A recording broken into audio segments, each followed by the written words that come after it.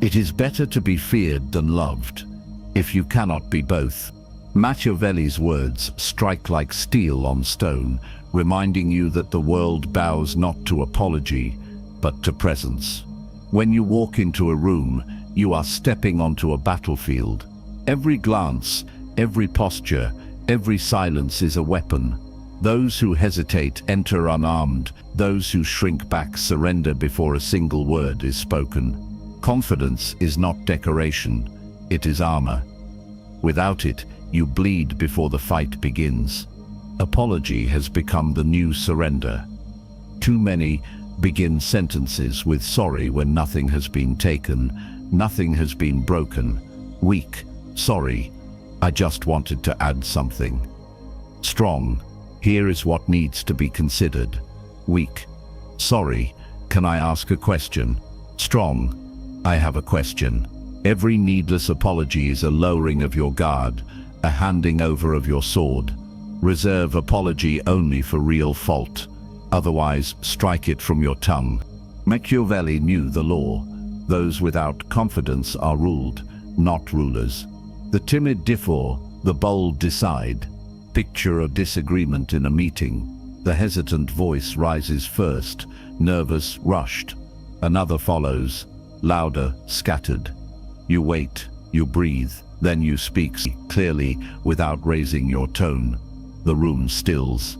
Authority is not in volume. It is in the unshakable steadiness that others cannot rattle. Confidence is not arrogance. It is the refusal to kneel to hesitation or apology.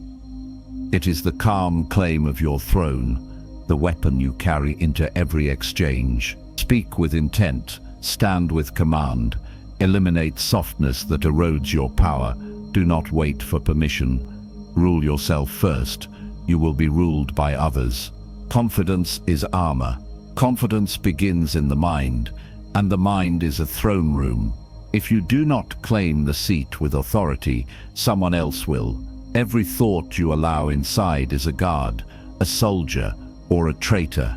If your inner council is filled with doubt, hesitation, and comparison, then your throne is already under siege. Confidence is not first an external act, it is an internal sovereignty. You cannot command your world until you command your own thoughts. Mental sovereignty means controlling the dialogue that shapes posture, tone, and presence. Cognitive science shows that the stories you repeat to yourself influence not only how you feel, but how you appear. If you speak inwardly like a subject, you move like one. If you think in commands, you carry yourself as a ruler.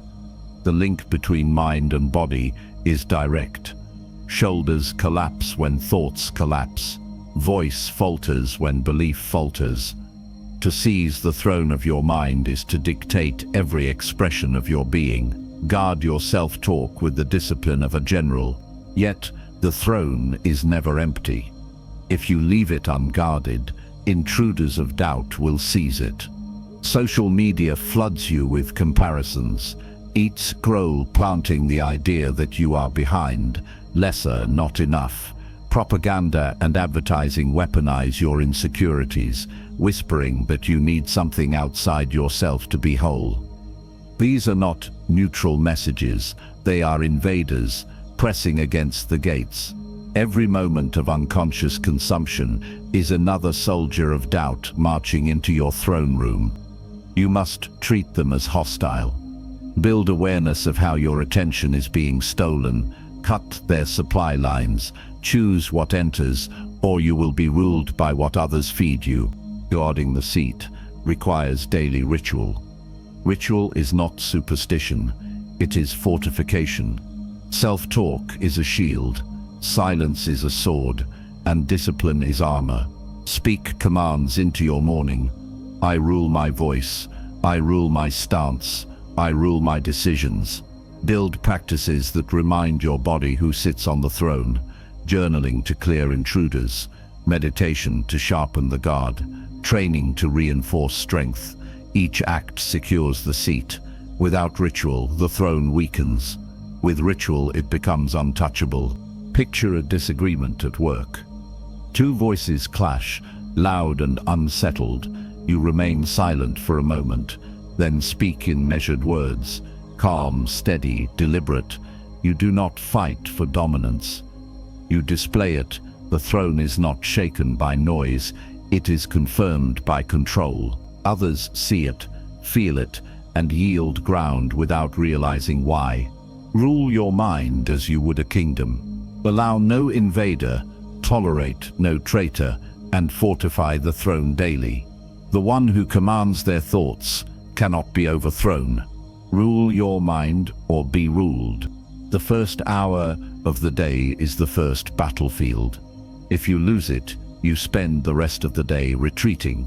If you win it, the momentum carries forward like a victorious army pressing its advantage. Weak mornings breed weak lives, because every decision in that opening hour sets the tone of command. Step onto the battlefield unarmed, and hesitation governs you. Step onto it armored, and the day bows to your authority. But every battlefield has assassins waiting in the dark. Momentum is stolen not by obvious enemies, but by subtle ambushes. The first glance at a phone, the flood of notifications, the instant pull into distraction, these are blades at your throat before you have even risen. Digital addiction is a modern army that never sleeps. Its aim is simple: to take your attention hostage. Once the first scroll begins, the battle is already slipping away. You tell yourself it will only be a minute, but hours vanish into feeds designed to weaken your will. Recognize the ambush for what it is. Put the weapon down. Delay the first engagement with screens until your armor is on, and your throne is secure. History shows how commanders shaped battles by seizing the morning. Napoleon was known for beginning early, reviewing details, dictating orders, and forcing the pace before his enemies could even react. He understood that timing is power. To dictate the dawn is to dictate the war. The same law applies now. Begin your day with victory, and the world reacts to you. Begin with distraction, and you react to the world. Imagine two versions of yourself: weak, waking late, rushing, scrolling before standing, dragged by the tide of others' demands; strong, rising with discipline, completing a ritual of body and mind, entering the day already fortified. Which of these wins ground? Which of these radiates command? The difference is not luck, it is law. Every morning is a battlefield. Enter armed, strike early, guard your attention, and seize momentum before it slips. If you win the dawn, the day kneels. Win the morning, win the war. Stillness is not retreat. It is a blade unsheathed in silence, sharper than noise and harder than argument. Confidence is not only expressed in words, but in the absence of them. Those who master stillness create tension that unsettles their opponents. On the battlefield of negotiation, the one who speaks less often commands more. A predator does not flinch, does not rush, does not explain itself. It waits, composed, and in that waiting, it projects dominance. When you hold silence after a challenge, the other is forced to fill it. Their words reveal weakness. Your stillness reveals strength.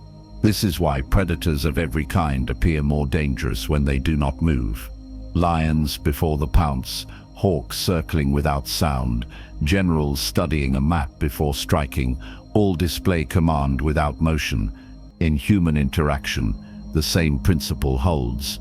When attacked with words, when confronted by impatience, resist the pull to react instantly. Breathe. Pause. Allow the silence to weigh on the room.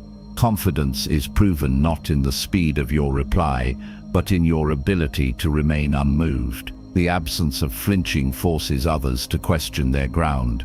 Controlled breath is the armor that allows stillness to be sustained. Modern neuroscience shows that the vagus nerve regulates calm and resilience under pressure. Slow, deliberate breathing signals to the body that there is no danger, preserving clarity when others panic. When you command your breath, your posture changes. your tone stabilizes, and your aura shifts from reactive to sovereign. You appear immovable because you are steady within.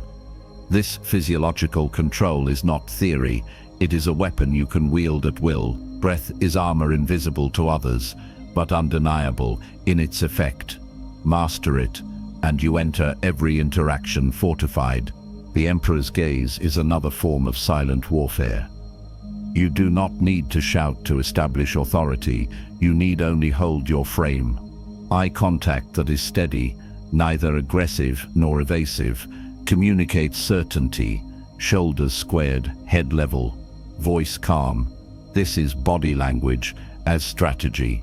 In a disagreement, imagine one person gesturing wildly, voice rising, words spilling fast. The other waits, composed, and when the moment comes, speaks slowly and deliberately. The second commands not through volume, but through stillness. The gaze, the posture, the restraint, these are the marks of rule. Weaponizing stillness is not about passivity.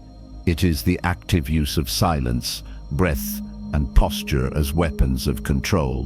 The battlefield is filled with those who rush. You will win by waiting. You will dominate by holding ground. Silence is power. Confidence grows not by addition, but by subtraction. Power is not found in collecting more, but in cutting away what weakens you. A ruler does not hesitate to exile those who undermine the throne. In the same way, you must be ruthless in eliminating what drains your strength. To keep toxic circles is to allow traitors inside your court. History shows that kings, emperors, and leaders who failed to remove disloyal advisors paid the price in chaos and downfall. Modern life is no different. If your circle is filled with those who doubt you, mock your discipline, or sabotage your growth, you are sitting at a table with enemies. Eliminate their influence. Distance is not cruelty, it is survival. But exile is not only for people. You must also eliminate hesitation in yourself. Language reveals whether you hold authority or surrender it. Weak. Maybe we could try this. Strong. This is the path forward. Weak. I just think. Strong. Here is what matters. Every filler and softener is a crack in your armor, an opening for others to dismiss you. When you speak like one who rules. Precision of words is precision of power. Confidence is not loudness but clarity, and clarity cannot live in hesitation. Train your language until your voice matches the throne you claim. False idols must also be destroyed. In the modern era, they are everywhere. Social media tells you confidence comes from followers, likes, and digital applause. Fake gurus promise shortcuts, selling you borrowed strength instead of discipline. Empty validation convinces you that being noticed is the same as being respected. These are illusions. They are idols built on sand, designed to keep you worshipping shadows, while real power is neglected. Destroy them. Withdraw your loyalty from their altars. Place your faith in the slow, difficult, unglamorous path of self-mastery. That is the only foundation that lasts. Picture a meeting where distraction and noise fill the air. Others are chasing approval, checking their devices, speaking in circles. You cut through with clarity, calm, direct, unburdened by hesitation or validation. You eliminate what is unnecessary and move forward with what matters. Authority follows elimination. Confidence is revealed in what you refuse to carry. Be ruthless in removing what weakens you. People who drain, words that soften, idols that deceive. Elimination is not loss, it is sharpening. The blade becomes lethal, not by what is added, but by what is cut away. Power grows through subtraction. Confidence is theater, and theater is war. A ruler does not walk into the court dressed like a servant. He enters armored, robed, or crowned, every detail designed to project command. Throughout history, uniforms, medals, and symbols have been weapons as sharp as swords. Roman generals wore crimson cloaks, not because cloth could kill, but because color itself intimidated. Modern leaders still use this law-tailored suits, deliberate styling, calculated presence. The mask of command is never an accident. It is crafted to remind others who rules. You cannot control every opinion, but you can control what you project. The mask extends beyond clothing. Your voice is a weapon, capable of piercing or collapsing under pressure. Studies show that lower tones, deliberate pacing, and controlled pauses increase perceptions of authority. In contrast, rushed speech, filler words, and upward tones of uncertainty reveal weakness. Weak. Does that make sense? Strong. This is the point. Weak. I think maybe we should. Strong. We will proceed this way. Command does not beg for validation. It delivers direction with certainty. Even when you are unsure, projecting steadiness gives your words weight. You are judged less by content than by presence, and your voice is the battlefield where presence is won or lost. Train it. Breathe deeply. Slow your delivery. Cut out excess. A sword is sharp, not because of decoration, but because it is honed. The mask also shapes the inner self. You may believe that wearing confidence without feeling it is false, but reality often follows projection. Act confident long enough, and the body and brain begin to align. Psychology calls this embodied cognition. Posture, tone, and expression feed signals back to the mind, reshaping internal states. When you choose the mask of command, you are not lying. You are training. You are teaching yourself to rule by forcing your body to behave as a ruler would. Authority becomes habit, and habit becomes truth. Picture a disagreement. One person rushes, over-explains, voice climbing. You respond with calm, steady words. Measured silence between them. You do not mirror their frantic energy. You impose your own rhythm. The room recalibrates around you. That is the mask at work. Your projection dominating the field without aggression. Authority is rarely granted freely.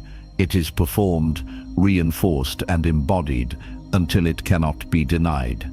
Command is not the absence of doubt. It is the refusal to display it. The mask you wear becomes the armor that shields you and the weapon that secures your ground. Project command until you become command. Confidence requires an inner assassin. Every doubt, every excuse, every flicker of hesitation must be executed the moment it appears. You cannot negotiate with weakness. You cannot reason with self-sabotage. A spy within your walls is more dangerous than an army outside. Doubt is that spy. It whispers that you are not ready, that you should wait, that you need permission. Left alive, it signals your enemies and weakens your defenses.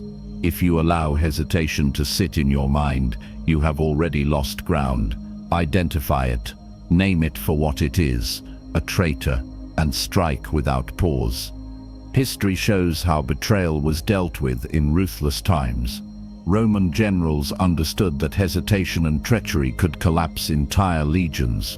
When betrayal was discovered, the punishment was swift, decisive, and public. Not because cruelty was the aim, but because delay cost lives. Confidence demands the same law.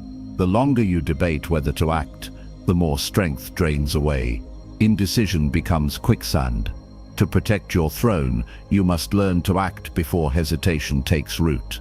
Strike as soon as doubt appears. Do not give it trial or appeal. Remove it instantly. No trial, no mercy. That is the standard of inner sovereignty. The assassin within you does not ask for permission. It eliminates weakness before it spreads. Confidence is not arrogance. It is speed of judgment. Weak? Maybe I should wait until the timing feels right. Strong? I will act now. Weak? I don't know if I'm ready. Strong, I decide readiness by moving forward. Words frame the battlefield, and hesitation disguised as caution is still hesitation. Train yourself to recognize these soft forms and cut them down without delay. Picture yourself in a disagreement. The other person pushes, their argument sharp but uncertain. For a moment, doubt rises in you. Should you soften? Should you yield? The assassin steps forward. You breathe once, steady, then deliver your words clearly, without apology. The hesitation is gone before it weakens your stance. Authority is not in having no doubt, it is in killing it before it controls you. Confidence grows when hesitation dies quickly. Every moment you let it live, you invite weakness to multiply. Every time you cut it down, you sharpen the blade of self-trust. Ruthlessness here is not cruelty but discipline, the refusal to let the inner traitor survive. Execute doubt without mercy. Confidence is a wolf inside you. Starve it with hesitation, and it grows weak, retreating into the shadows. Feed it with bold action, and it becomes a predator that others feel before you speak. Every risk you take is a hunt that strengthens the animal within. The wolf does not wait for perfect conditions. It moves, it tests, it learns by chasing. Confidence works the same way. You build it not by thinking about it, but by acting in the face of doubt. Small risks are the daily meals, speaking up in a meeting, starting a difficult conversation, taking the first step toward a challenge. Each act, however minor, feeds the wolf. Over time, the predator grows larger, hungrier, and more unstoppable. Fear-starved men shrink because avoidance consumes them.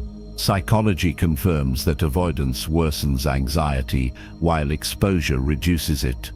Every time you retreat from discomfort, you reinforce the belief that you cannot handle it. The wolf starves, and weakness grows fat in its place. You have seen it.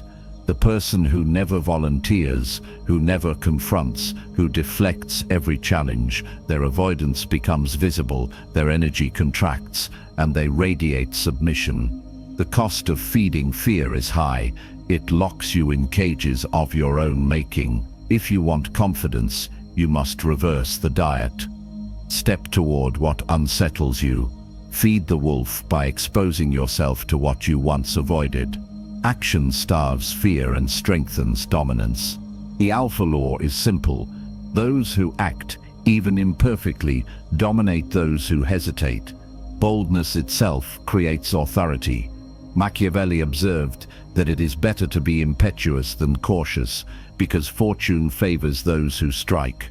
In the wild, the wolf that moves first controls the pack. In human affairs, the one who steps forward sets the frame. Picture a group discussion where ideas hang in the air. Most wait, doubting themselves. One person speaks, clear, firm, committed, even if their idea is not perfect. Authority gathers around them. Action carries weight that hesitation never will. Weak, I'm not sure, but maybe we could. Strong, here is the direction. The difference is not knowledge, but boldness. Those who move shape the field. Those who hesitate surrender it. Imagine a disagreement where emotions rise. The hesitant one stumbles, rethinks mid-sentence, loses footing. The confident one delivers calmly, steady as stone, unafraid of being wrong. The wolf shows in the eyes, in the tone, in the refusal to shrink. People follow not because they analyze, but because they sense. Confidence felt is power granted. Confidence is an inner predator that must be fed daily. Each risk strengthens it, each avoidance weakens it. Those who act rule. Those who hesitate are ruled. The law is merciless, but it is clear. Feed the wolf, starve the fear. Confidence is strategy, and strategy is the chessboard on which life is played. Every move you make either asserts power or surrenders it. The pieces may seem small, your words, your choices, your habits, but each one shifts position on the board of perception. Like a king, you project authority before the battle even begins. People form judgments in seconds, and those judgments decide whether they treat you as a ruler or a pawn. Your stance, your tone, your presence, these are opening moves. If you slouch, mumble, or defer, you open weak. If you stand tall, speak with precision, and move deliberately, you command the board before the first exchange. Positioning is not a chance, it is perception, and perception becomes reality. Yet confidence is not only about protecting your pieces, it is about sacrifice. The greatest players know that pawns are sometimes given up to secure the board. In life, this means accepting short-term losses for long-term control. You may risk rejection by speaking firmly. You may lose temporary comfort by setting a boundary. You may forfeit easy approval by refusing to apologize for strength. Each sacrifice is calculated, not reckless. It signals that you are playing for the throne, not for scraps. Confidence is not stubborn insistence on winning every small skirmish. It is the discipline to give ground when it strengthens your position. Weak, I can't lose anything. Strong, I trade what is small to protect what is vital. The long game is where true aura is built. One decisive move may sway a moment, but reputation capital is forged over years. Machiavelli understood that fortune favors those who appear consistent, resolute, and prepared. Confidence is not one loud statement. It is the accumulation of steady positioning over time. Colleagues, rivals, and allies begin to expect you to carry yourself with strength. That expectation becomes an advantage. Your long game aura precedes you into rooms, like a king's banner carried before him. The board tilts in your favor before you sit down. That is why every small move matters, not because of its immediate effect, but because of the pattern it builds.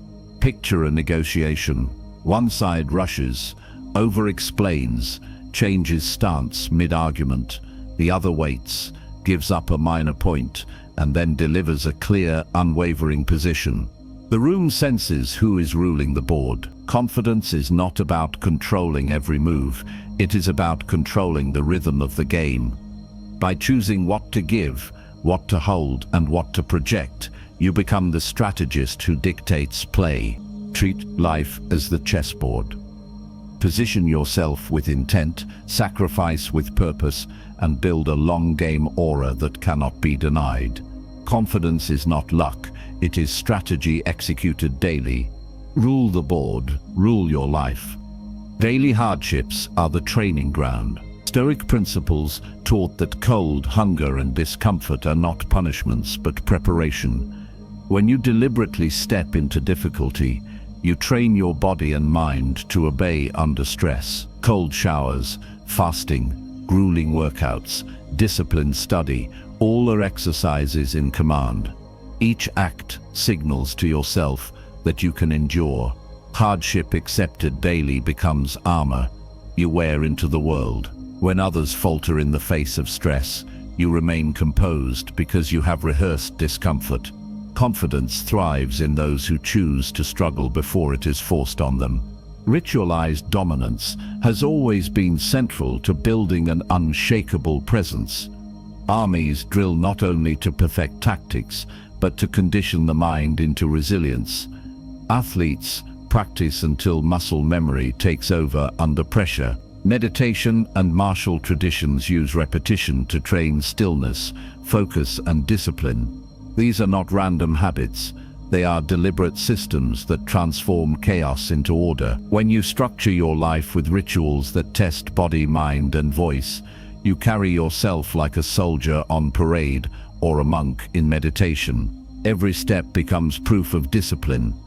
Confidence radiates not because you hope for it, but because ritual has carved it into you. The iron law of repetition is simple.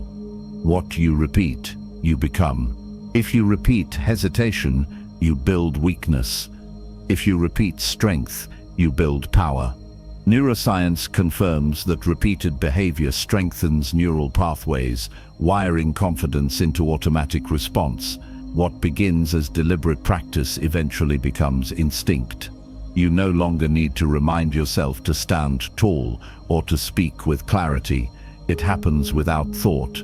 Reputation grows the same way. Others notice consistency and begin to expect it. That expectation amplifies authority. Confidence built through ritual does not crack under pressure because it is no longer conscious effort, it is identity. Picture a disagreement. One person grows flustered, scrambling for words. You pause, breathe, and answer calmly. That composure did not appear in the moment. It was rehearsed in countless rituals. Discipline under fatigue, focus under distraction, patience under stress. The iron you forged privately is revealed publicly. Authority is not improvised, it is trained.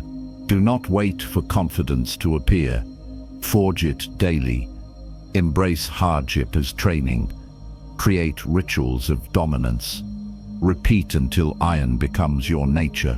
The will is not born strong, it is hammered into form. Discipline daily, rule endlessly. Confidence becomes untouchable when it is no longer dependent on anyone's approval. The one who needs nothing cannot be manipulated. Every request for validation is a chain around your throne. When you detach from approval, you step outside the reach of control. Critics lose their power because you are not waiting for their permission. Praise loses its grip because you are not addicted to it. This detachment is not coldness. It is sovereignty. It is the calm state of ruling yourself so fully that no one else can bribe or shame you into surrender. Scarcity is the second law. Confidence shines because it is rare. Like gold, it is valuable because it is not found everywhere. Most people scatter their strength, seeking acceptance from every direction. Few walk with the certainty of those who do not need applause. That rarity makes confidence magnetic. When you speak sparingly but firmly, when you move without rushing to explain, when you hold ground instead of pleading to be understood, you separate yourself from the noise. Scarcity creates value. The aura of calm assurance is noticed precisely because it is unusual. In the crowd of anxious voices, the steady one rules. Weak, I hope this is okay. Strong, this is my decision. Weak, do you think I did well? Strong, I know I delivered. These shifts are not arrogance, they are the language of someone who rules themselves. You become untouchable when you rely on your own judgment first and allow the world to adjust second. Detach from approval. Embrace scarcity. Sit on the throne without apology. The world bends not to those who explain, but to those who embody sovereignty. Untouchable confidence is not loud, not defensive, not desperate. It is quiet strength radiating from someone who needs nothing and therefore commands everything. Need nothing, rule everything. Confidence reaches its final form when it ceases to be an act and becomes your nature. Every principle you have trained, sovereignty of mind, victory at dawn, the weapon of stillness, ruthless elimination, the mask of command, the inner assassin, feeding the wolf, playing the chessboard, and forging the iron will, now merges into one law. You are no longer patching weaknesses or rehearsing roles. You are a sovereign on the throne, calm, untouchable, radiating an aura that bends the room without effort. Sovereignty is destiny. To command yourself fully is to command the world indirectly.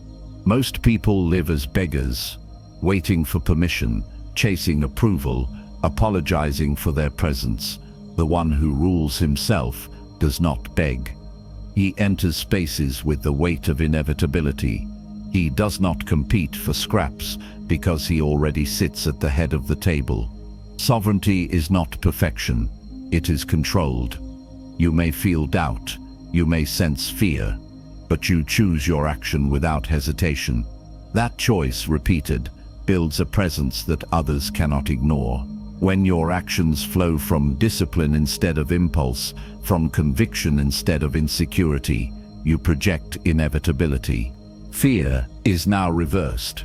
In the early battles, you feared judgment, rejection, or failure.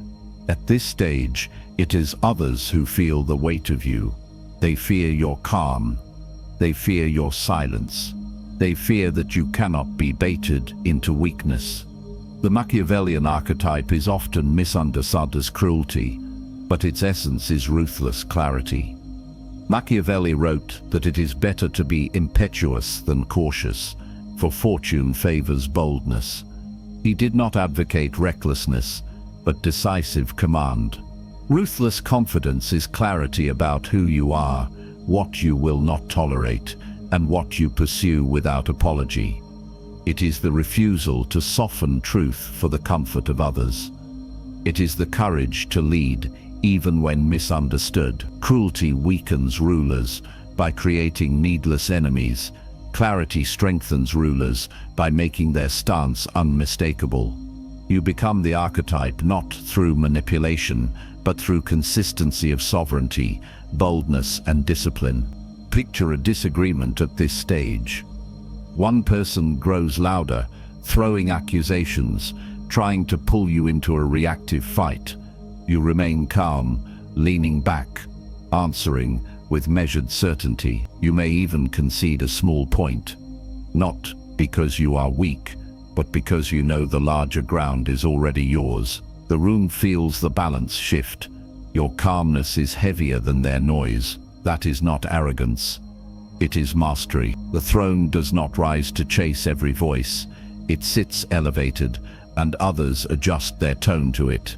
Language itself changes in this final form. Weak, I think I deserve a chance. Strong, I bring value here. Weak, hopefully this works out. Strong, this will work because I will execute. These are not just words.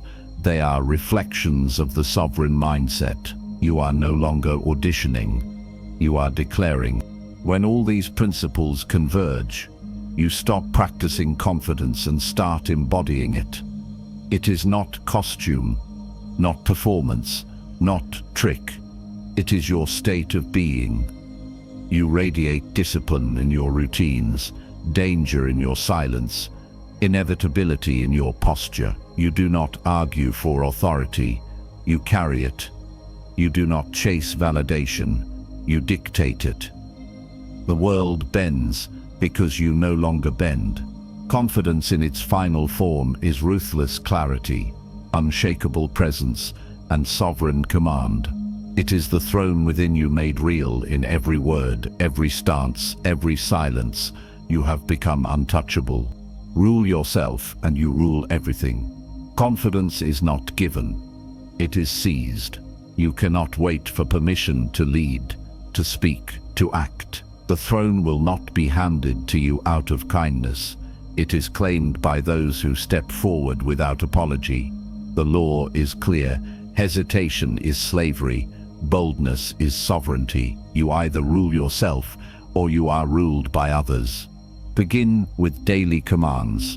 Do not aim for grand gestures. Start with small acts of authority. Deliver one act of boldness. Raise your voice where you once stayed silent. Hold one deliberate silence. Let others feel the weight of your composure instead of rushing to fill space. Refuse one unnecessary apology. Cut the habit of surrendering with words. These are not minor exercises. They are battles won at the edges of your day, proof that you govern yourself. Each act compounds into an aura. Each refusal to kneel strengthens the throne beneath you. The cost of neglect is severe. To hesitate is to live as a servant to fear. You may not see the chains, but they tighten with every surrender. Every time you let doubt dictate your action, you lose ground. Every time you look for approval before moving, you place your life under the rule of another. A life ruled by hesitation is invisible, forgotten, easily replaced. History does not remember the passive, it remembers those who acted with clarity, even when imperfect. Boldness lives. Hesitation dies. Picture yourself in a simple exchange. Someone questions your decision. Weak. I'm sorry, I just thought maybe this was best. Strong. This is the decision, and here's why it matters. The difference is not arrogance, it is ownership. When you own your stance, even opponents respect it. When you weaken it with an apology, even allies doubt you. Confidence, in its ruthless form, is the daily refusal to bow. You do not explain excessively. You do not beg for validation. You act. You hold ground. You project sovereignty. The throne is not waiting in some distant future. It is claimed every morning in how you walk, how you speak, how you carry yourself. Radiate strength. Reveal nothing. Rule without permission.